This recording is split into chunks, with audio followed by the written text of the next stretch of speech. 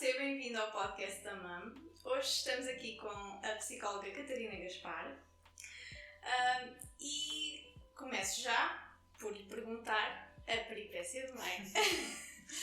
Então, olá. Se calhar vou começar por te contar uma que aconteceu logo no primeiro dia, portanto, em que o meu filho nasceu. Ele nasceu às 9 da manhã e às 4 da manhã, mais ou menos, o meu marido estava a mudar-lhe uma fralda. Aliás, minto. Ele começou a fazer assim uns sons que parecia que estava a engasgar enquanto o meu marido estava a mudar a fralda. Ele assustou-se muito, então agarrou nele a achar que o ia desengasgar e de repente ele começa a fazer xixi por todo lado no chão do quarto do hospital. Isto eram 4 da manhã. Então não havia quase ninguém, não é? O pessoal estava muito reduzido, não havia senhoras da limpeza, então tivemos que pedir para ir limpar o quarto porque havia xixi por todo o lado.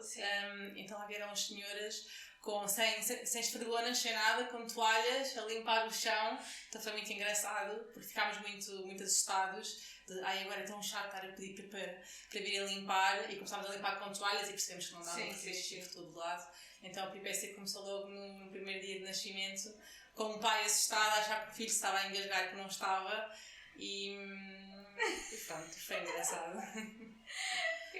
Eu acho que só naqueles primeiros dias acontece tanta coisa às vezes. Nós não conhecemos o bebê, não é? Sim. É assustador às vezes, mas é muito engraçado. Agora, para quem não te conhece, fala-nos um bocadinho sobre ti, sobre este teu percurso profissional, o que é que te levou aqui para esta área da psicologia? Então, olha, eu acho que se calhar a maioria dos psicólogos acaba muito por ir para a psicologia, se calhar não é consciente na altura, mas é muito aqui numa dinâmica de tentar salvar a família ou o sistema no qual está inserido, não é? Aqui um bocadinho, e procurar estratégias e ferramentas, que o síndrome do Salvador. Então agora vou aprender sobre o tema e eu vou aqui dar um refresh nesta família. E pronto, eu acho que no fundo acabou por ser um bocadinho isso, de motivo pelo qual fui para a psicologia, ainda que na altura era um bocadinho aquele clichê que toda a gente diz, que eu gostava muito de ouvir os outros e que queria muito ajudar, e essa era a minha ideia na altura.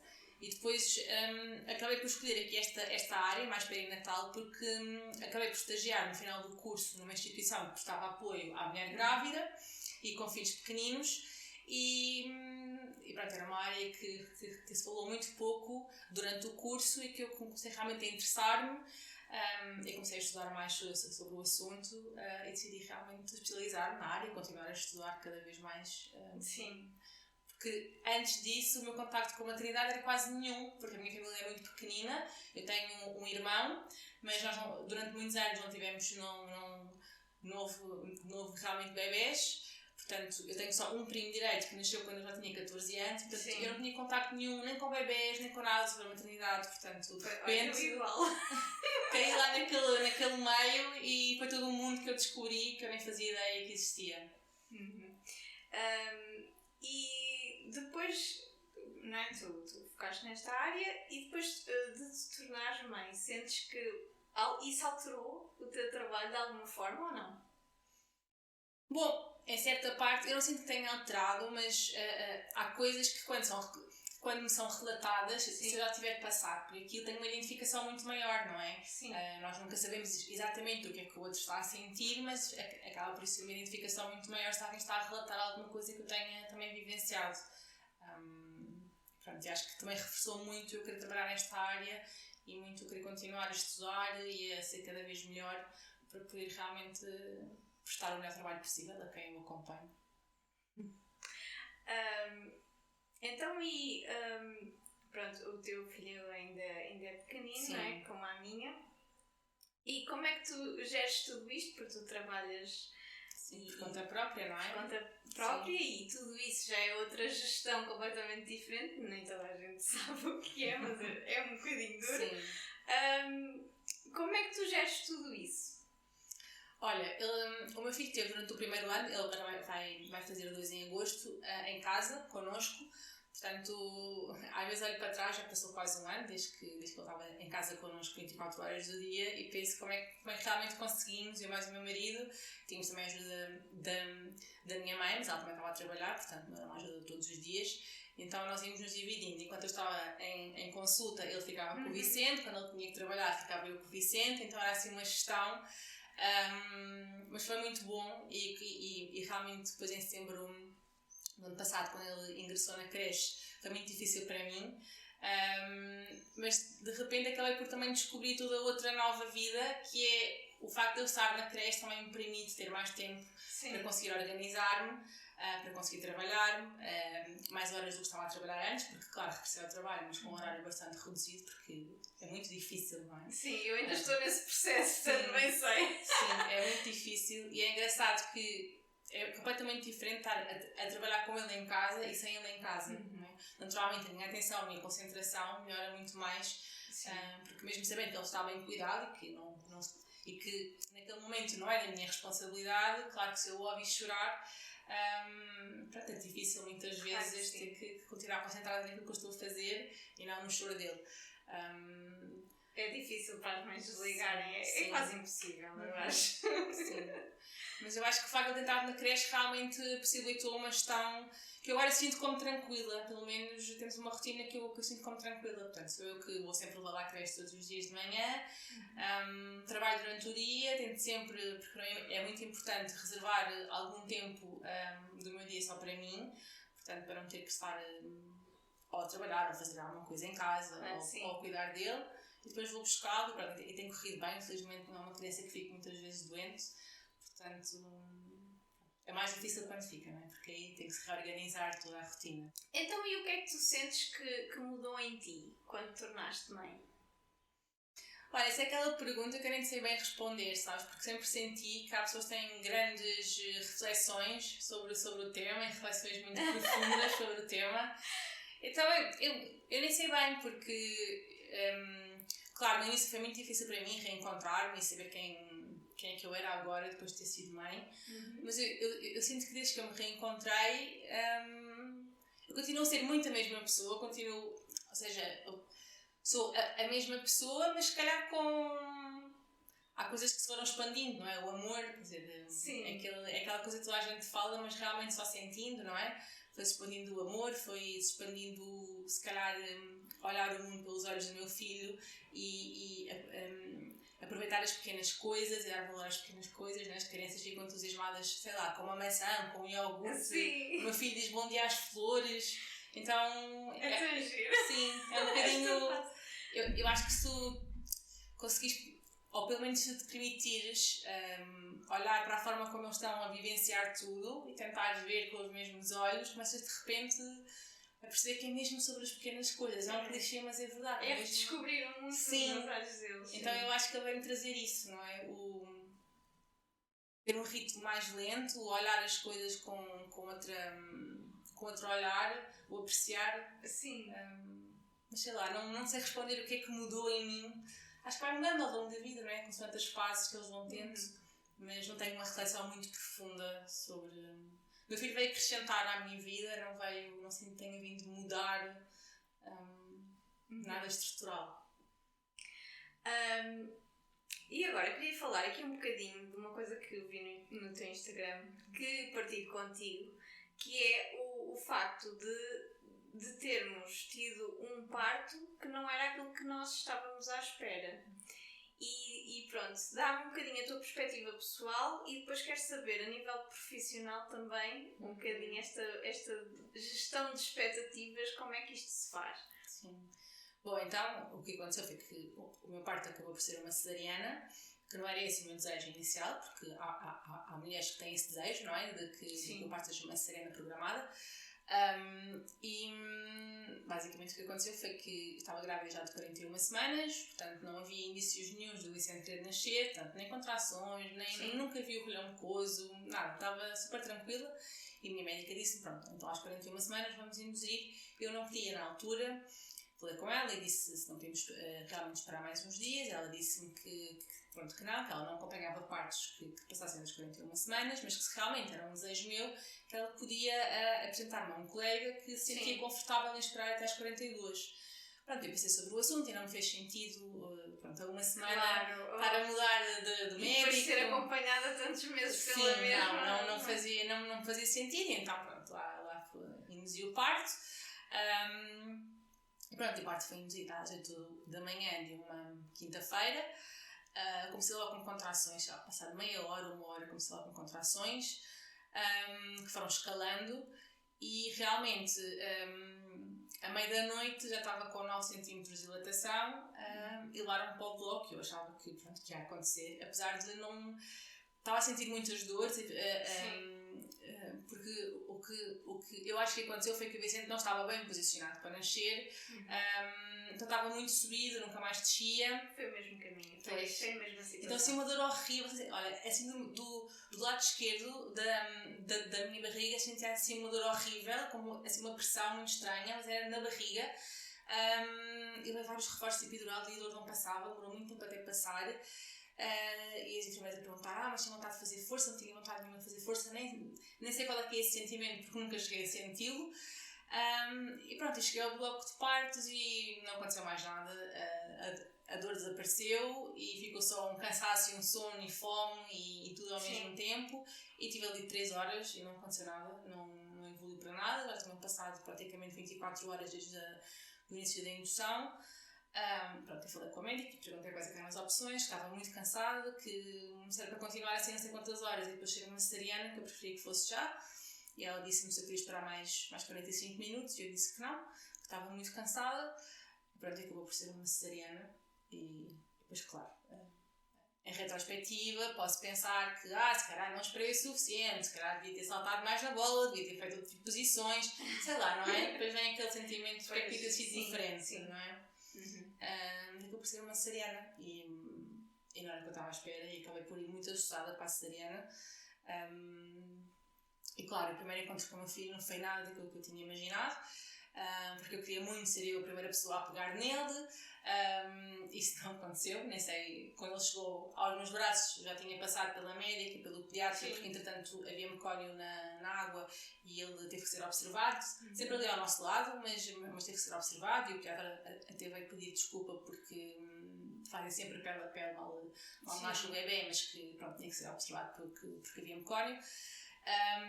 E pronto, e quando ele finalmente chegou aos meus braços, eu estava a tremer tanto pelo efeito da anestesia que nem sequer consegui pegar nele, pedir ao meu marido para ser ele a pegar.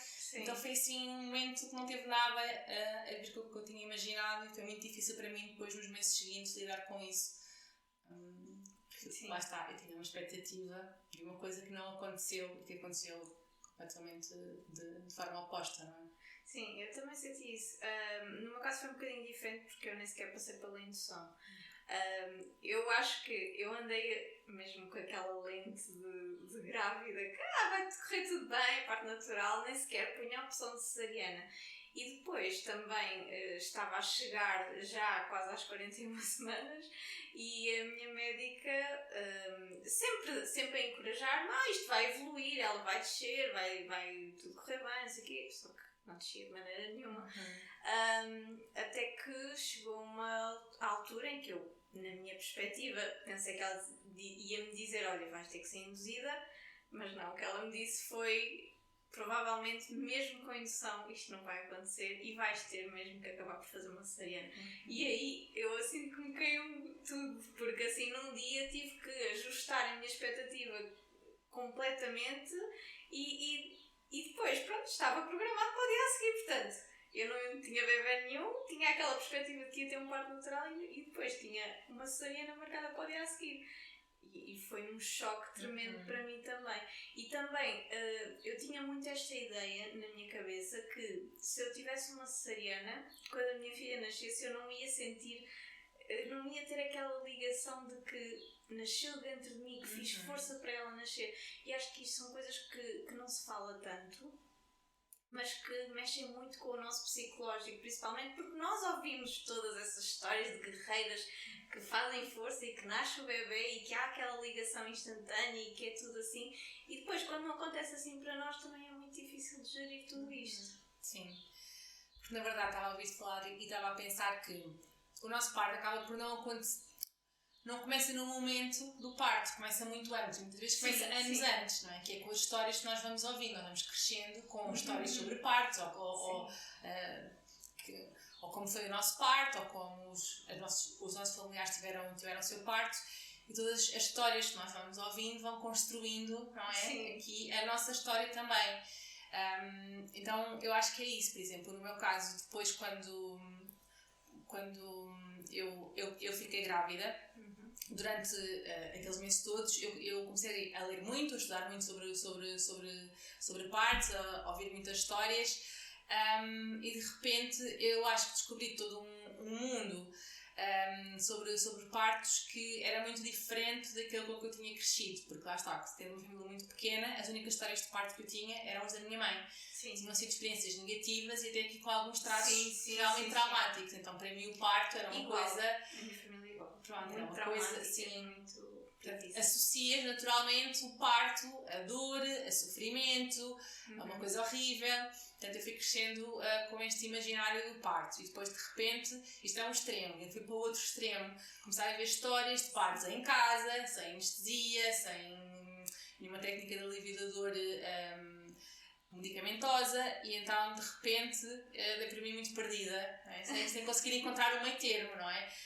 De que eu não iria querer ter um parto, por exemplo, em casa, e que isso não faria sentido para mim, para a minha situação, então não consigo encontrar um equilíbrio. Então acho que isso acabou também por ter um papel realmente com bastante relevo depois do meu parto, que foi, eu não queria nada que fosse uma cesariana, eu pensei sobre isso, sobre a possibilidade de ser, mas lá está, é sempre aquela história de a mim não vai acontecer. Sim, e atenção que acompanhava muitas mulheres em que nós falávamos sobre isto, em que elas também achavam que elas não ia acontecer e que realmente em terapia falávamos muito sobre esta questão. Ok, há o parto que tu queres, que tu imaginas, tu idealizas, e há o parto que tu vais realmente ter. Podem ser parecidos ou podem ser muito diferentes. Isso para uma cesariana, como é que tu te vais sentir? E muitas vezes a resposta era, mas não vai ser. Ok, tudo bem. Então eu acabei por fazer exatamente o mesmo. Que é, ok, se é uma cesariana, eu fiz um plano de parto em que contemplei a opção de ser uma cesariana, mas eu nunca realmente me debrucei sobre isso. Era tipo assim o plano B, mas era como se fosse o Z. Sim, eu também, tal e qual. Acho que senti exatamente a mesma coisa. Claro que toda a gente está grávida sabe que eventualmente a criança tem de ser de alguma maneira, se não sai de uma tem que ser de outra. Mas eu acho que nós nunca pensamos que acontece a nós. Nunca. Pensamos sempre que só acontece aos outros. Pronto, então imagina, e depois eu me senti mais culpada porque eu sabia perfeitamente que, aquilo que estavas a dizer há pouco, é muito difícil que tu te reorganizes do ponto de vista emocional se tu estás com a expectativa que seja um parto vaginal e de repente parte para uma cesariana, não é? Sim. Tu não tiveste ali umas horas para te preparar, mas às vezes é no momento, não é? No meu caso foi no momento. Então é muito difícil que tu no momento reorganizes emocionalmente para uma coisa completamente diferente. Se tu nunca pensaste sobre isso antes, ou se tu pensaste sobre isso, mas nunca realmente te debruçaste sobre o tema, se tu nunca realmente pensaste, ok, se for uma cesariana, como é que eu quero que seja? Então, eu estava no bloco operatório, completamente desorganizada, com muito medo, muito aflita, e acabei por não desfrutar daquele momento. E na verdade, aquele momento é irrepetível. Eu nunca mais vou conhecer o Vicente pela primeira vez. Posso eu ter 10 filhos, não é? Claro. Então, claro, durante muitos meses culpabilizei-me, foi muito difícil para mim emocionalmente depois recuperar. Agora tenho uma visão completamente diferente, que é... E se calhar é uma visão, depois vai muito... pode ser mal interpretada, não é? Porque eu não acho que valha tudo para nascer um bebê saudável e uma mãe, não é? Saudável. Não vale tudo, muito menos experiências negativas, experiências traumáticas, mas muitas vezes, pelo menos eu senti isso, eu acabei por me desfocar muito de o que é que realmente interessa no final. Claro que numa base de respeito, de consentimento informado, de ser bem tratada, não estou a falar de outros casos, não é? Mas acho que me desfoquei muito e queria muito ter um determinado tipo de parto, porque era o que estavas a dizer, porque para mim significava que eu paria este bebê, eu fiz força e ele saiu, eu fui capaz, eu fui suficiente, e de repente, como nada disso aconteceu, eu comecei a minha maternidade a sentir-me incapaz, insegura, e às tantas acaba muito por ser uma performance, e eu compreendo que é muito importante para algumas mulheres, mas a questão, aquilo que eu refleti foi porque é que era tão importante para mim ter aquela... No fundo acaba por ser uma performance, não é? Sim. Porque eu realmente eu queria tanto que aquilo acontecesse daquela forma. E ok, teria preferido, ainda assim, não é? Mas não tendo acontecido assim, porque é que eu me culpabilizei tanto? Porque é que eu senti-me tão incapaz, tão insuficiente? é que depois começas logo a maternidade com o pé errado, não é? Sim. Porque depois isso vai influenciar a tua forma de pensar sobre tudo, sobre a amamentação, sobre... Impacta o teu pós-parto todo. Tu já vais insegura para casa. Sim. Porque aquilo que eu sentia foi, ok, já não consigo parir este bebê, mas não vou conseguir amamentá-lo. Então, esse mindset e essa insegurança ficou tão cravada em mim que realmente a amamentação depois acaba também por cair como consequência, lá está, eu tinha uma expectativa e eu não consegui ajustar essa expectativa e não consegui desfrutar do nascimento do meu filho, mesmo que tenha sido uma cesariana, e portanto, depois, em consequência disso, as semanas seguintes foram muito difíceis do ponto de vista emocional. E a amamentação depois também já vinha toda por arrasto, no sentido de eu estou tão insegura que eu não consigo fazer isto. Eu não sou capaz. Então, sim, acabou muito por ser assim, ter tudo ao contrário do que eu tinha planeado. Mas é mesmo assim, às vezes os pontos saem fora.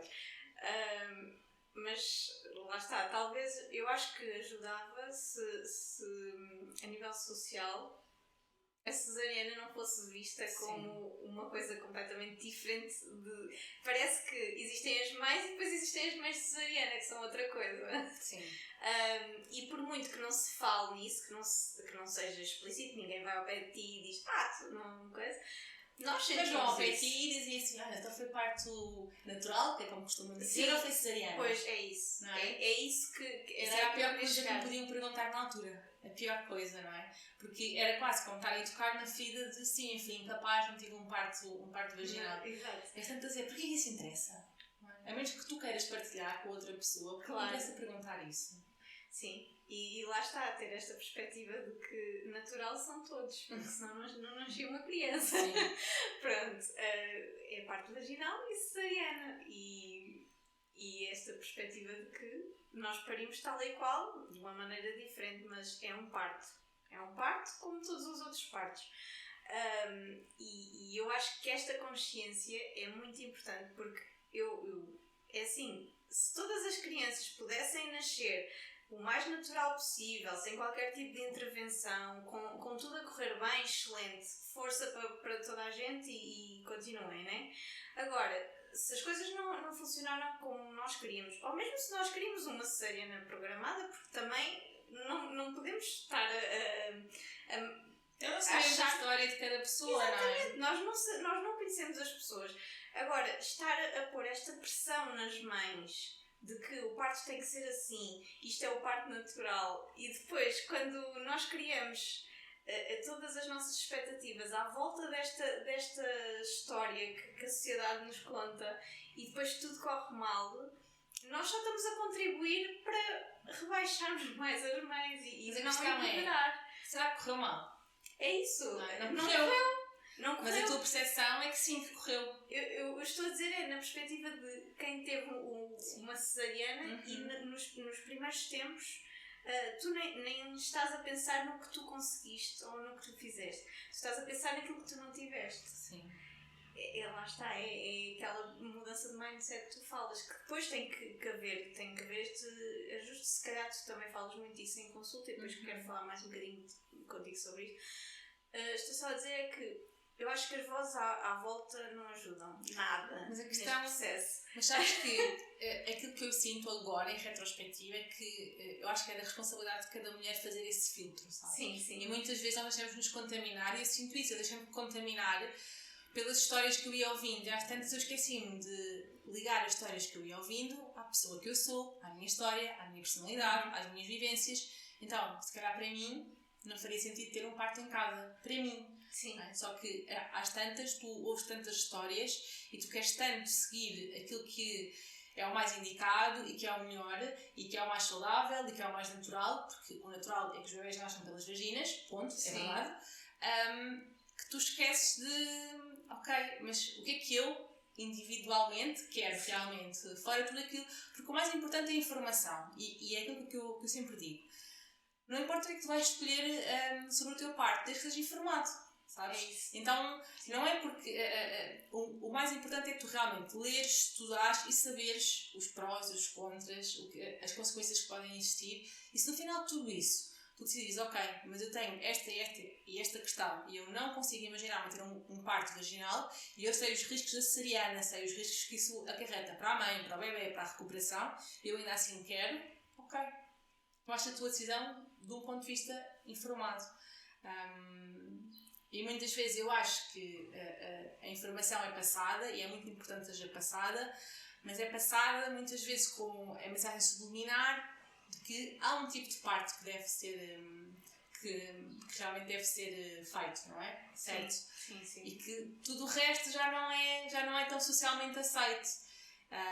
Mas lá está, eu acho que cabe a cada mulher grávida fazer o seu próprio filtro, não é? E perceber que, ok, eu estou informada, falei com as pessoas certas, informei-me nos sítios certos e o que é que eu quero fazer, independentemente daquilo que eu vejo. E acho que as redes sociais são muito boas para trazer informação, depois trazem todo o outro lado, que realmente a responsabilidade não está do outro lado, está do nosso lado. Sim, e não só isto de perceber aquilo que nós queremos, perceber também às vezes não correm como nós queremos. Ajustar as expectativas é muito importante. Não é? Eu acho que muitas vezes o que acontece é isso, é que nós criamos expectativas sobre um determinado momento, seja o parto e seja o que for, e depois temos dificuldade em ajustar. Então acho muito importante que realmente quem nos está a ouvir, que se tem muita dificuldade em situações que não tenham a ver com a maternidade, mas se realmente tem muita dificuldade em ajustar as suas expectativas, se está a planear que algo aconteça de uma forma e depois acontece de outra, e é muito difícil para aquela pessoa ajustar-se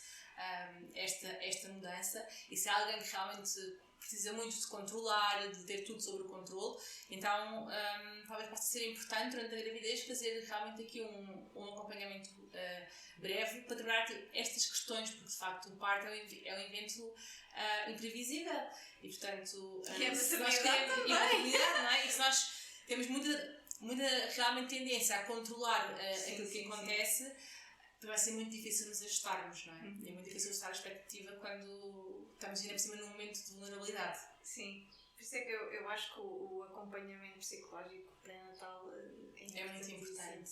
Sim. Eu não fiz, mas acho que se calhar agora num segundo acho que pensaria nisso, porque muda tanto na nossa vida, muda tanta coisa, a nossa cabeça passa por tantas, e depois, não é? As hormonas, tudo isso que influenciam também o pós-parto, é tanta coisa para gerir que eu acho que ter ali aquele acompanhamento antes do bebê nascer é fundamental. E na verdade fala-se muito pouco sobre isto, não é? E valoriza-se muito pouco a saúde mental. Sim. E muitas vezes há sempre muita desculpa de porque é caro, porque não há orçamento, mas a verdade é o teu bebê não vai precisar de milhares de coisas que tu vais comprar e de centenas de roupa. O que vai precisar é realmente uma mãe saudável, tanto fisicamente, naturalmente, como do ponto de vista emocional. Então, se calhar faz sentido também, lá está, reorganizarmos de o que é que o meu bebê realmente precisa. Gostava muito de lhe dar este carrinho e aquela roupinha e este tipo de quarto, mas no fundo, não é? Durante muitos e muitos meses, ele só precisa de pais, e neste caso estamos a falar de mães que estejam equilibradas emocionalmente, que estejam bem, e a verdade é que há muita prevalência, não é, de doença mental durante a gravidez e no pós-parto. Isso é muito pouco falado. Quando tu tens este acompanhamento com as mães que passaram também por esta situação, por exemplo, no caso estamos a falar da cesariana ou alguma situação desse género, o facto de teres passado por isso ajuda à identificação, não é? Sentes que elas saberem que tu és mãe e que passaste por algumas dessas coisas também da perspectiva da pessoa que é seguida por ti? Não sei, sabes? Não sei se... Porque lá está, é verdade que eu faço algumas partilhas pessoais no Instagram, não faço com muita frequência, e, portanto não sei se toda a gente que me procura se sabe a minha história, e se é por causa disso e se é por isso que se identificou. Mas sim, lá está, é sobre outra pessoa, não é sobre mim. Claro que ao ouvir certos relatos eu posso identificar-me mais porque realmente passei por uma coisa muito semelhante, mas não sinto que façam o melhor trabalho por causa disso, ou não sinto que sejam que se crie ali um espaço diferente porque eu passei por isso, porque lá está, não é sobre a minha experiência naquele momento, é sobre claro, a experiência de outra pessoa. Também é preciso haver esse distanciamento. Sim. Na tua vida, como é que tu encontras aqui esta harmonia nestes papéis todos? Já disseste que o tempo para ti é importante, não é? Este tempo, como é que tu te cuidas? Como é que tu fazes o teu cuidado para além de seres mãe, mulher, trabalhadora, tudo isto? Como é que tu encaixas? Olha, sabes que depois de ser mãe descobri que não tinha hobbies. Descobri que não tinha hobbies e estava ando um bocadinho nessa descoberta porque muitas vezes depois de sermos mães, não é? Tempo para nós já é ótimo estar ninguém em casa e tu não estás a fazer nada. Isso é muito importante, sabes? Porque depois socialmente também se espera que a mulher esteja sempre aqui a assumir um montão de papéis e sempre a fazer coisas, então não é expectável que uma mãe do dia esteja no sofá a ver uma série. Então eu acho que depois da maternidade descobri que não tinha hobbies, estou realmente nessa procura, mas para mim é importante, nem que seja meia hora, só para eu me sentar no sofá e ou ler um livro, ou ver uma série, ou estar só a fazer scroll no telemóvel. Não vamos agora dizer que eu não perco tempo no telemóvel porque perdemos todos tempo no telemóvel. Não é? E portanto, assim, só o privilégio de estar a casa em silêncio, de ninguém estar a precisar de mim, do meu filho não precisar de nada, de não ter que responder a nada, só isso já é muito importante. E acho que muitas vezes, e encontro muito isso em consulta, que as mães não se permitem ter esse tempo. Sabes? No meu caso, o meu filho fica na creche, mas quando ele não estava na creche, eu deixava algumas vezes com a minha mãe, para que eu pudesse ter esse tempo. E muitas vezes há a percepção de, não, mas se eu estou em casa e se eu decidi que ele ficava em casa comigo durante X tempo, eu nunca posso deixá-lo com outra pessoa para descansar, eu nunca posso ter momentos para mim. E não, quer dizer, não é expectável, pode e deve, né? Porque não há nenhum trabalho que dure 24 horas do dia, 7 dias por semana. Portanto, estar de licença é um trabalho, não é? Que é cuidar daquele bebê, mas não pode ser 24 horas do dia, todos os dias da semana. Então é importante que e pode parecer um raciocínio muito simples, mas muitas vezes em consulta, quando eu devolvo isto às pessoas, elas pensam, pois claro, de facto, não é? Porque há muito aquela questão depois, e há muito que questões de género e do papel do pai e da mãe, não, mas é que sabes, então se eu estou em casa com o meu filho o dia todo, o meu marido chega do trabalho, ele está cansado, e de repente ter que assumir, também não acho justo. Mas se tu estiveste a trabalhar o dia todo, também não descansaste, não saíste de casa, não distanciaste do teu bebê, não tiveste tempo para almoçar, portanto, claro que é cansativo para o pai que chega ter que assumir, mas é cada mãe esteve ali, não é? E lá está, o pai enquanto vai e vem, ok, pode apanhar trânsito e é chato, mas saiu de casa, viu outras pessoas, teve sua hora de almoço, pode ir um bocadinho lá fora, beber um café e apanhar ar, e muitas vezes as mães não conseguem fazer isso durante o dia. E acabam por passar meses e meses e meses e levam-se a um ponto de exaustão que eu acho que é muito preocupante. Fala-se muito sobre exaustão materna, mas também acho que é importante que, enquanto mulheres, nos responsabilizemos pelo nosso cansaço, não é? E que se peça ajuda e que se organize a dinâmica familiar para que a mãe possa descansar. E muitas vezes nós não percebemos que inconscientemente não permitimos que isto aconteça, porque queremos ser nós a assumir. Então, porque há esta ideia de que a mãe só é boa mãe se estiver cansada, exausta, se chegar ao final do dia e já não souber bem quem é, não é? E então, se calhar temos que dar aqui um espaço de atrás, refletir e pensar que os nossos filhos não precisam de mães exaustas. Se isso significar que elas estejam 24 horas presentes, não é? Eles não precisam de 24 horas a mãe presente, eles precisam de uma mãe que está presente, mas que também sabe descansar, que sabe cuidar-se e que se prioriza, não é? Porque como é que os nossos filhos vão priorizar um dia se nunca viram os pais fazerem isso, ou se nunca viram a mãe fazer isso? Nós somos o maior exemplo para eles, portanto, se nós não fizermos, é o que eles vão ver, é isso. Principalmente, pronto, no meu caso, tendo uma filha, ainda mais, não é? Que há todas estas questões do género, ainda penso mais nisso. Acho que é importantíssimo tirarmos este tempo para nós, o que nem sempre é fácil, porque as redes de apoio são cada vez Mas sabes o que é fragmentadas.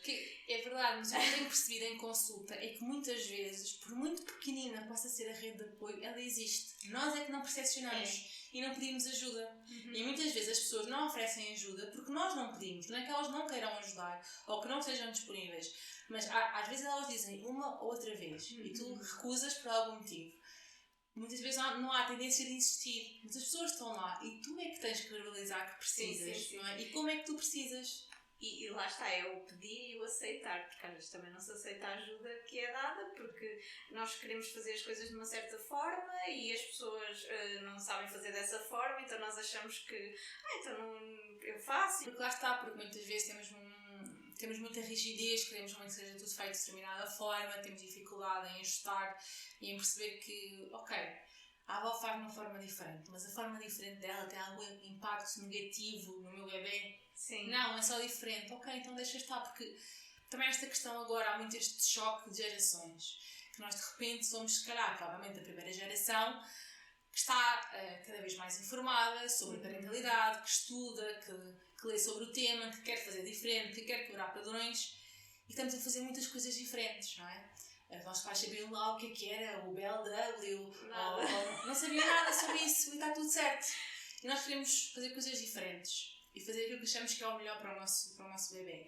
E temos que compreender e se calhar também ser bondosos com a geração passada, de perceber que eles não estão informados como nós estamos, porque não é fase de vida deles, eles não têm bebés pequenos, portanto não estão a ler sobre o assunto, e que se calhar precisamos de ter aqui alguma bondade, alguma gentileza a explicar as coisas desde um ponto de vista de igualdade e não de arrogância, não é? Muitas vezes acabamos por entrar numa coisa de arrogância, de querer explicar ao outro como é que se faz, como deve ser. Sim. Não é?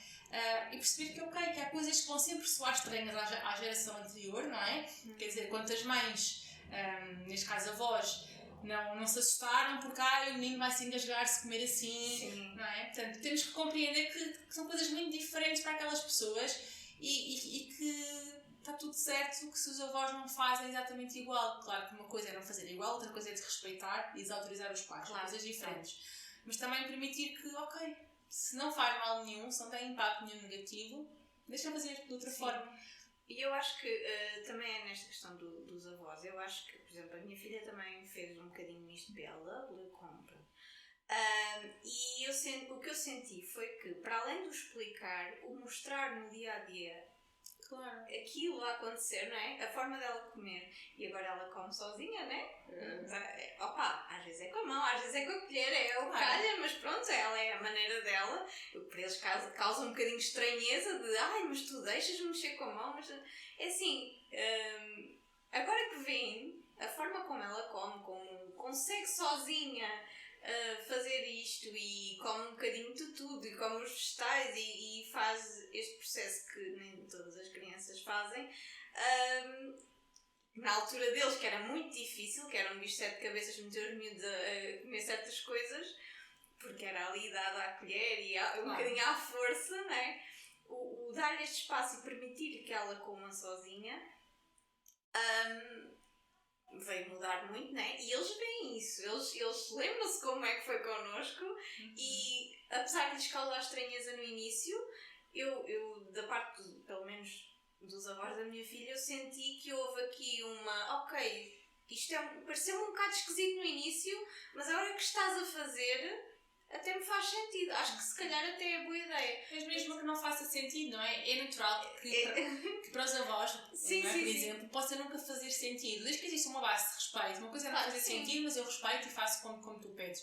Mas quer dizer, há coisas que vão ser sempre diferentes. E nós temos que aceitar que naturalmente, se calhar, os nossos pais não vão estar confortáveis em fazer BLW aos nossos filhos porque eles são muito pequeninos. Se há precisamos de tempo, de confiança, de perceber que eles comem bem, que não há... Portanto... voltando aqui às redes de apoio, muitas vezes existem redes de suporte, podem ser poucas pessoas, mas existem. As mães é que não percepcionam, não pedem ajuda, não verbalizam, e claro, cada um está na sua vida e não é que as pessoas não tenham interesse ou não queiram saber, simplesmente assumem que está tudo bem, que se ela não pede, não precisa. Claro. Então tem que se verbalizar, tem que se expressar. O outro não é responsável por adivinhar o que nós precisamos. Nós é que temos que dizer. Temos que assumir o adulto em nós e dizer, olha, eu preciso disto, podes ficar com o meu filho neste dia, a esta hora, Quer dizer, e as coisas vão-se fazendo. Sim. Mas é importante priorizar realmente o tempo para descansar. E muitas vezes há muitas mães que dizem eu não consigo, porque não há ninguém que me possa ajudar. Pá, e de todas as vezes que isto aconteceu em consulta, de todas, nós conseguimos descobrir uma pessoa para ajudar, sabes? Que aquela mãe não estava a percepcionar que era uma hipótese. Portanto, existe sempre alguém. E mesmo que não exista, há sempre a possibilidade, e claro, se calhar quando são muito pequeninos, para algumas mães pode não fazer sentido, mas há sempre serviços de babysitting que esporadicamente possam ser utilizados. Claro que é um serviço que é pago, e portanto nem toda a gente tem essa possibilidade, mas esporadicamente, mas que não seja, ao fim de semana, o pai pode ficar para a mãe sair um bocadinho. Há sempre maneira. Claro que há pessoas que têm maiores redes de apoio, têm mais condições para poder descansar, para terem mais tempo para si, há outras que têm menos, claro, mas muitas vezes as mães chegam a estados de exaustão porque acabam por ficar muito perdidas e não percepcionar, ok, quem é que me pode ajudar, como é que eu posso sair disto. E é essencial porque eu lembro-me que houve uma vez, já não lembro o dia exato, mas sei que fomos fazer assim uma coisa diferente, fomos almoçar fora e depois regressámos a casa e pela primeira vez, ela era pequenina, eu fui dormir uma sesta e o pai ficou com ela. E eu acordei daquela sesta, eu senti que tudo na minha vida se tinha alinhado e que, não é? Só foi ali 30 minutos, mas aqueles 30 minutos deram-me uma energia logo ali não é? para o que seguiu. Portanto, e às vezes as mães não têm essa percepção da diferença que vai fazer, nem que seja um bocadinho. Não, e muitas vezes o que acontece é que depois acaba por existir aqui outra questão ainda, que é a questão do casal, que é, muitas vezes o que acontece é que as mães não permitem que os pais façam parte e que façam as coisas de forma diferente delas, e muitas vezes não se cria aqui o espaço para o pai. Os homens sempre foram crescendo com esta coisa de quem cuida é as mães é que têm esta aptidão. Isso não é verdade, não é? Que o amor materno é uma coisa inata, isso são tudo mitos, isso não existe, não é? A maternidade é uma experiência que é construída, portanto, por isso é que cada um tem a sua. Claro. E portanto, não é porque eu sou mulher que eu tenho mais capacidade para cuidar daquele bebê. E muitas vezes o que acontece, isso também é muito em consulta, que é, há muita percepção das mães de não, porque eu é que vou ser a mãe, porque eu é que vou saber como é que se faz, porque o bebê vai precisar mais de mim. E muitas vezes eu questiono-as sobre isto, que é, mas tu tens experiência com bebés? E muitas vezes há quem tenha e há quem não tenha. E então, quem não tem, então se tu não tens experiência com bebés, o teu marido também não tem experiência com bebés, porque é que tu achas que, não é? Tu vais ter mais capacidade ou vais ser, não é? E muitas vezes o que acontece é isto, é que isto são construções de género que vão acontecendo, que é, as meninas vão brincar com as bonecas e têm a capacidade de cuidar e são feitas, e são muito maternais, há muitas vezes isto, não é? Tão maternal que ela é, como se fosse uma coisa inata, e não é. E depois, no caso dos rapazes, não é? Não brincam com bonecas, e os homens acabam muito por crescer com esse sentimento de incompetência, de eu não sei como é que isto se faz e depois parece que tudo é um bicho de 7 cabeças. As mães não criam esse espaço, eles também não reclamam esse espaço, então acaba por existir aqui uma grande sobrecarga nas mães de repente têm que ser elas a fazer tudo. Então é importante que, ok, claro, por exemplo, um bebê que é amamentado provavelmente pode em alguns momentos ter mais dificuldade em ficar com o pai para poder descansar, mas há sempre forma, não é? E muitas vezes é aquela questão, ouço muitas mulheres dizerem porque o meu marido não consegue, mas porquê? É física quântica, não é física quântica, não é? O que acontece muitas vezes e que me dizem porque o bebê quer-me sempre a mim. Claro que te quer sempre a ti, porque passa o dia inteiro contigo, não é? Sim. Se passa muito mais tempo contigo e quando o pai acaba por estar muito em segundo plano, claro que o bebê prefere a mãe, não só porque teve na barriga da mãe e porque naturalmente conhece o cheiro, mas quando eles são maiores e continuam ainda assim a preferir a mãe, tem muito que ver com isto, muitas vezes, com esta questão de passam muito mais tempo com a mãe do que passam com o pai. Não há tempo para alimentar e regar e cuidar o vínculo com o pai, porque os pais acabam muitas vezes por desistir, ele quer-te a ti, toma, e as mães acabam por estar sempre a assumir, e mesmo quando o pai chega continuam a não descansar porque constantemente têm que estar a assumir o bebê. Sim. E estas questões, acho que são coisas que se podia falar no pré-parto. Quando ainda não somos pais, mas que vamos ser, já temos essa perspectiva que vamos ser pais, e que tipo de pais é que vamos ser, não é? E que tipo de participação é que cada um de nós vai ter na vida desta criança. E acho que era importantíssimo também termos mais esta consciência de falarmos mais sobre estes papéis e tudo mais. Por exemplo, no meu caso, eu também sou a mais nova da minha família, não tinha primos, não tinha nada. Quer dizer, tenho primos, mas as minhas primas têm, agora eu nem sei que idade é que elas têm agora, mas se calhar uns 50 anos quase. Portanto, sou mais nova por largos anos. E também não tenho experiência assim com bebés fora a minha filha, não tinha. Enquanto que o meu marido já é um caso diferente. O meu marido é o mais velho e tem uma irmã com 13 anos de diferença. Portanto, ele deu bem à irmã, ele sabe mudar fraldas. Então, temos um pai com mais experiência que uma mãe. Sem dúvida. No meu caso, não foi totalmente o oposto daquilo que seria o expectável para a sociedade. E a minha filha, quando nasceu, uma vez que foi cesariana e eu não estava propriamente ali a 100% nos primeiros dias, sentia muito ali com a anestesia e tudo mais, sentia ali um bocadinho. Ela esteve muito aos cuidados dele, e até porque não tinha a segurança ainda para lhe pegar e tudo mais, quando não me sentia ainda bem fisicamente, não é? E eu senti que houve ali muita ligação com o pai, que houve ali uma ligação muito forte. Também senti isso. E que isso depois foi transparecendo para os meses seguintes. E depois, agora que ela está comigo em casa, que ele está a trabalhar fora de casa, não é? Já sinto que ela agora pegou-se muito mais a mim, porque é normal, passa mais horas comigo, mas ao mesmo tempo, quando ele chega a casa, eu tento sempre, porque foi uma coisa que foi falada antes dela nascer, que ele participe o mais possível como eu participo, porque nós somos os dois pais dela e não há aqui esta coisa de que a mãe faz mais ou o pai faz mais, ou a mãe tem que fazer isto e o pai tem que fazer aquilo. Cá em casa nunca houve isso, cá em casa foi sempre um bocadinho um pensamento de equipa, sabes? Somos uma equipa, temos que tratar desta criança, temos de ser uma frente unida, se discordamos depois, não é? Mas somos uma frente unida. Claro que agora ainda não há aquelas questões de ela ouvir e coisa, porque ela ainda é pequenina, mas depois queremos ser uma frente unida, uma frente que se apoia, e se a mãe precisa descansar, o pai está lá, se o pai precisa também do seu tempo, a mãe está lá, e estamos lá os dois para o essencial é a comunicação, não é? No fundo, irem comunicando um com o outro e percebendo, não é? Porque muitas vezes depois também acontece isso, é que muitas vezes a mulher não comunica aquilo que está a sentir, o quão cansada está, porque espera que o outro veja, que o outro adivinhe, que o outro... E lá está. Claro que há coisas que podem parecer óbvias, não é? Quando nós estamos exaustas, à partida vai ser óbvio que estamos exaustas.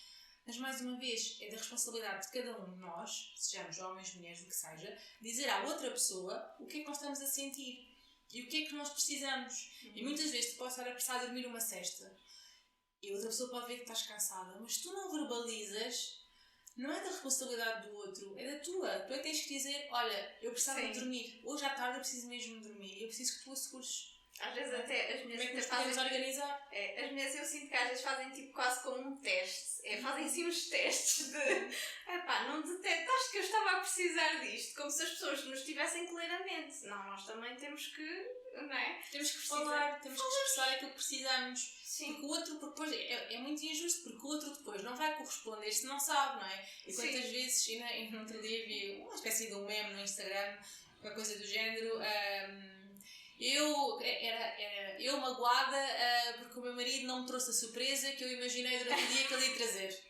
Então é um bocadinho isto, não é? Nós muitas vezes ficamos aqui a fazer imaginários na nossa cabeça sobre o que é que precisamos e depois não dizemos à outra pessoa e ela não, é injusto porque ela não vai conseguir nunca corresponder, não é? Claro. Se eu não te digo que eu preciso, tu não tens como proporcionar, não é? Porque eu não te disse. Então, muitas vezes, os casais acabam por se distanciar muito, porque depois há muito ressentimento e muita mágoa de mas ele não vê que eu estou cansada, mas ele não vê que eu preciso, mas ele não vê que sou sempre eu. Provavelmente vê, por algum motivo que não sabemos ainda qual é que será, não está a conseguir corresponder, mas se calhar se nós falarmos, a pessoa vai conseguir fazê-lo. É o primeiro passo. Não é? Então é muito importante que o casal realmente comunique aquilo que precisa, tanto de um lado como do outro. Sim, porque sem esse trabalho é muito difícil e depois a carga que fica para as mães. Quando não é comunicado, acaba por ser absurdo, não é? Porque depois espera-se que as mães trabalhem, cuidem dos filhos, cuidem da casa. E sabes que é muito interessante que eu faço sessões de casal durante a gravidez para pensarmos sobre estas questões todas. E que às vezes, muitas vezes eu sinto que os maridos vão falar do que estamos aqui a fazer, é preciso isto. Sim. E depois produzem-se ali reflexões mesmo importantes. Porque muitas vezes percebe-se que as expectativas estão completamente desajustadas. Que aquelas duas pessoas esperam coisas completamente diferentes. Mas nem falaram sobre isso. E muitas vezes eu pergunto, então, e já falaram sobre o pós-parto? Como é que vão fazer? Já planearam? E a maioria das pessoas responde, pronto, olha, falam sobre a licença, e ok, mas do ponto de vista prático, ok, tu ficas X tempo, ele fica outro X tempo, mas do ponto de vista prático, como é que se vão organizar? E às vezes coisas tão pequenas como a alimentação, quem é que vai limpar a casa, quem é que vai fazer companhia, quem é que vai ajudar com não sei o quê, em que momentos é que vamos descansar, que momentos é que vamos ter de casal, montes de coisas que nunca foram pensadas e muitas vezes mesmo sobre as expectativas que têm em relação ao bebê, à parentalidade, acaba-se por perceber que estão muito desencontrados porque nunca falaram sobre aquilo. Sim. Nunca refletiram, nunca tiveram espaço para fazê-lo. Sim, e acho que muitas vezes foca muito na preparação dos cuidados para o bebê, física, como é que se vai fazer, como é que se cuida de um bebê, e depois perde-se esta parte de como é que o bebê vai encaixar na nossa vida e como é que vai ser a nossa realidade enquanto família e enquanto mulheres e enquanto homens e que mãe é que eu vou ser, que pai é que... E é muito interessante essa reflexão que nós fazemos sempre, né? Que eu pergunto sempre a cada um deles, não é? Que mãe é que tu achas que vai ser, que pai é que tu achas que vai ser, e depois ao contrário, não é? Que mãe é que tu achas que ela vai ser e que pai é que tu achas que ele vai ser. Então é muito engraçado porque é uma reflexão tão simples e que muitos casais nunca fizeram. E depois acaba-se por produzir algumas reflexões importantes, não é? Porque depois acaba por existir aqui alguma proximidade quando um vai elogiar o outro, não é? Porque eu acho que vais ser muito carinhosa, que vais ser muito presente, porque eu acho que tu vais ser um pai que vai ser muito criativo, que vai brincar muito. Mas depois também acontece perceberem que estão desalinhados sobre a parentalidade, não é? De perceberem que, ok, eu acho que tu vais ser muito rígido, ou eu acho que tu vais ser muito mangalinha, há muito essa questão, não é? Muito mangalinha, muito em cima do nosso bebê, e depois perceber de que forma é que isso incomoda o outro, se isso está ajustado àquilo que o outro também gostaria. Então há aqui muitas respostas que são importantes de ser feitas antes de o bebê nascer. E não é por acaso que há muitos divórcios no primeiro ano da vida do bebê. Eu acho que estás a salvar casamentos, isso é sério. Pelo menos estou a tentar que se produzam algumas reflexões que levem a que existam menos conflitos, não é? Porque, claro, se nós estamos em privação de sono, estamos muito mais irritáveis, estamos com muito menos paciência, vai escalar o nível de conflitos. E isso é uma coisa que nós também refletimos, não é? Vai escalar o nível de conflito. Então também perceber, enquanto casal, há casais que discutem mais ou menos as mesmas coisas, não é? Portanto, normalmente são sempre coisas domésticas, são sempre questões domésticas. Então, claro, essas discussões domésticas que já existiam, ou seja, por que motivo for, que já existiam antes, vão escalar muito mais cedo no pós-parto e vão existir outro tipo de conflitos. E, portanto, pensarmos sobre isto, não é? Porque quando é que nós discutimos? Porquê é que nós discutimos? Como é que o outro reage quando eu estou em stress? Como é que eu posso ajudar o outro quando está em stress? E aqui realmente arranjar estratégias para se viver um pós-parto muito mais tranquilo. Porque senão, claro, começa a existir cada vez mais uma distância entre o casal e às tantas começam a sentir que já não gostam um do outro, que já não faz sentido estarem juntos, que estão juntos só por causa do bebê. Mas se dermos um passinho atrás e tentarmos perceber, ok, mas nós gostamos um do outro porquê? Estamos juntos porquê? Será que se tivéssemos mais tempo para estar juntos? E mais tempo, às vezes são coisas tão simples como 5 minutos no sofá à noite, sabes? Sim. De poderem dar a mão, de poderem conversar um bocadinho sobre o dia, de praticar o elogio, não é? Dizer a outra pessoa, olha, obrigado, também é importante para mim eu ter podido dormir meia hora hoje à tarde, também é importante para mim que tenhas tirado a louça da máquina, sei lá, coisas tão pequeninas, porque o outro se sinta valorizado, visto, reconhecido, e que no dia a seguir, não é, carrega ali a bateria, no dia a seguir, ok, realmente eu estou a ser útil, eu estou a contribuir para a minha família, está a ser bom. Pronto, é importante, não é? Porque às vezes está ali um bocadinho aquele chip do pais e depois esquecemos do resto. Completamente, sim. Antes de serem pais já eram um casal. Sim. E claro que no início é difícil, que se encontrem momentos e não tem que ser grandes coisas, podem ser coisas pequeninas, não é? Porque na verdade, também se nós olharmos, antes de sermos pais, não é? A maioria dos nossos dias era fazer coisas pequeninas do dia a dia, em casa, não é? Coisas cotidianas. Então recuperar essas coisas e priorizar esse tempo, porque senão só vai crescendo o ressentimento entre o casal, não é? Tu não fizeste isto, tu não fizeste aquilo, já só falam um para o outro para apontar as faltas, os defeitos. Então fica aqui a dica, se quiserem, não é? A sugestão de ao final do dia encontrem-se e conversem 5 minutos, como é que se sentem, como é que foi o dia, agradeçam ao outro, elogiem aquilo que foi bom para vocês e o que é que precisam no dia a seguir, porque estejam sempre aqui realmente a caminhar lado a lado e não completamente desencontrados. Sim, eu acho que isso é uma dica muito valiosa. Acho que esses 5 minutos podem fazer muita diferença na dinâmica de uma família, porque tem que haver este retorno um ao outro, porque se de outra maneira é impossível. Porque com tanta pressão durante o dia, com tanta coisa, não é? Se não houver esse aliviar de tensão, vai ser brutal para a família. Portanto, tenho aqui outra pergunta que eu gosto sempre de fazer às minhas convidadas, que tem a ver contigo e com a forma como tu gostavas que o teu filho te visse. É uma questão que eu acho que é muito interessante, porque não é? Nós temos sempre ali uma história, que também é uma história, de como é que nós gostávamos que os nossos filhos nos vissem. Sim. Como é que eu gostava que ele me visse? Olha, eu gostava que ele me visse que, como a mãe que tentou sempre acolher aquilo que ele sentia, que tentou sempre criar um espaço seguro para ele crescer, para ele expressar os seus sentimentos, que ele foi tido em conta, que se sentiu visto pela mãe, porque nós é inevitável termos sempre expectativas sobre os nossos filhos. Por muito que possamos trabalhar isto em nós, nunca vai ser uma folha branca. Há sempre algum tipo de expectativas. Então, e muitas vezes as expectativas que nós temos afastam-nos de ver quem realmente são os nossos filhos. Portanto, eu gostava muito que o meu filho sentisse que eu tentei sempre olhar para ele por quem ele realmente é, independentemente das minhas expectativas ou o que é que eu gostava que ele fosse ou que ele fizesse. Gostava que ele um dia olhasse e sentisse que se pôde expressar, que pode ser um adulto, que pode ser um adulto seguro de si mesmo, expressar aquilo que ele acha, aquilo que ele pensa, expressar os seus sentimentos, não ter que reprimi-los, não é? Porque estamos a falar, no meu caso, estamos a falar de um rapaz, portanto, que ele se identificar, obviamente, como homem, vai crescer numa sociedade que espera que os homens não chorem, que reprimam as suas emoções. Portanto, quero muito que o meu filho olhe e sinta que realmente eu o vi por quem ele realmente é. É isso, e que sinta sempre que eu fui acolhendo os vários sentidos dele. Sim.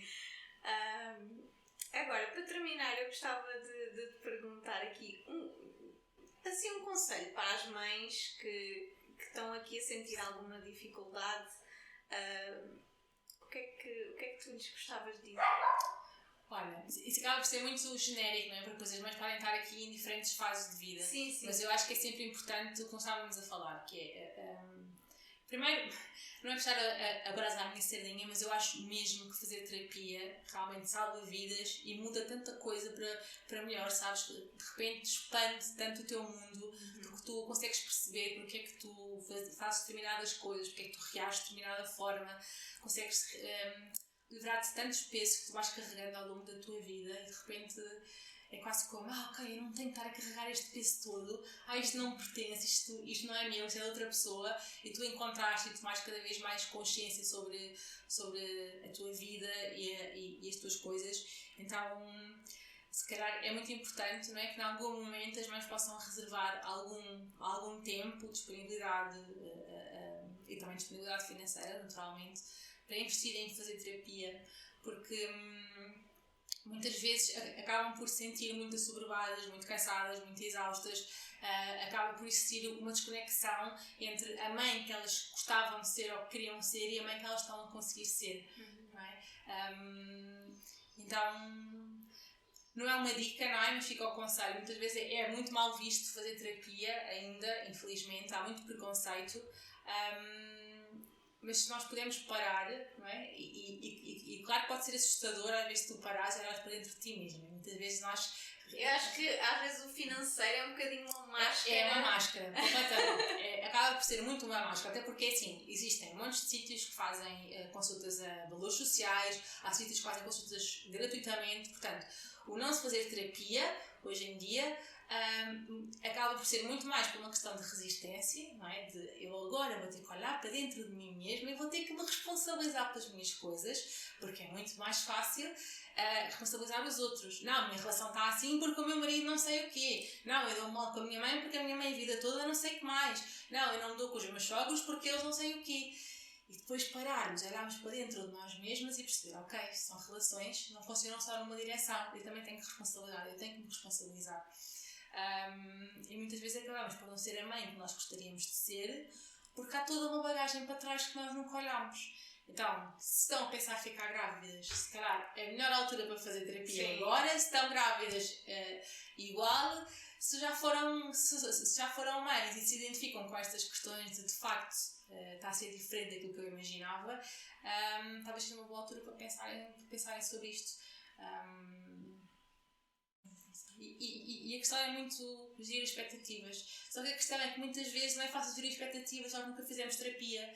Só nós temos muita necessidade de se controlar e depois nos pedem depois gerir expectativas, porque o parto, a maternidade é tudo tão imprevisível. É tipo, como é que eu faço isto? Como é que eu faço isto? Não é? Que estratégias é que eu posso utilizar para fazer isto? Porque não vale a pena dizer, muitas vezes ouvimos de não, mas relaxa, ser leve, ser tranquila. Depois está bem, mas como é que eu faço isso se eu não sou? Não é? Então tenho que perceber porque é que eu não sou, porque é que isso é tão difícil para mim em primeiro lugar. É isso. Bem, muito obrigada, Catarina, gostei muito. Gostei muito daqui da nossa conversa, acho que deste assim uns insights muito valiosos para as mães. Sigam aqui o trabalho da Catarina e queria-vos deixar também um beijinho e até ao próximo episódio.